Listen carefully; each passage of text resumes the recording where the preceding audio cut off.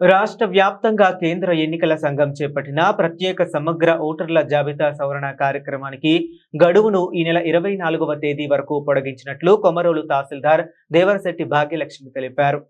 ఈ మేరకు బుధవారం విడుదల చేసిన ప్రకటనలో ఆమె మాట్లాడుతూ కేంద్ర ఎన్నికల సంఘం సవరించిన షెడ్యూల్ ప్రకారం బూత్ లెవెల్ అధికారులు ఈ నెల 24వ తేదీ వరకు ఇంటింటికి వెళ్లి ఎన్యూమరేషన్ ఫారాలను సేకరిస్తామని తెలిపారు.